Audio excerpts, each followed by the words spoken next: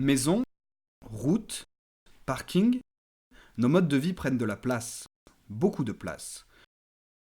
L'Europe cumule les deux grands facteurs d'artificialisation des terres. D'abord, c'est un continent très peuplé par rapport à sa superficie. Seule l'Asie compte plus d'habitants par kilomètre carré. Ensuite, c'est un continent riche et développé.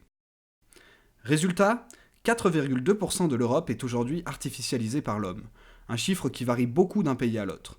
Seulement 1,6% en Finlande, en Suède et en Lettonie, mais au-dessus de 10% pour la Belgique, les Pays-Bas ou encore Malte. Mais ces chiffres sont trompeurs. Ils informent surtout sur le nombre d'habitants et la surface qu'ils peuvent occuper.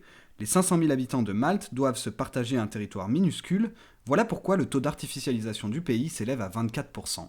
Si on observe le nombre de mètres carrés artificialisés par habitant, le constat est très différent.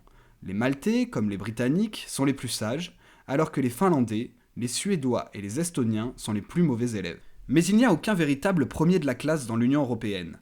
L'artificialisation se poursuit en effet à un rythme beaucoup plus élevé que celui de la population. En Grèce, les sols artificialisés ont augmenté de 17% entre 2009 et 2015, alors que la population a baissé de 2% sur la même période. Et ce n'est pas tout. Au-delà de l'artificialisation, nous utilisons des terres pour tous nos usages. Eau potable, énergie, sport.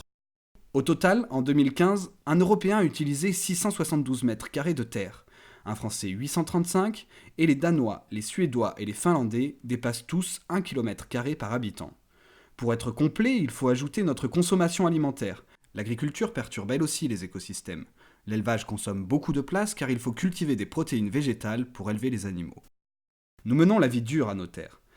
Elles sont pourtant indispensables à notre alimentation, elles abritent un quart de la biodiversité mondiale et elles jouent un rôle majeur pour limiter les inondations.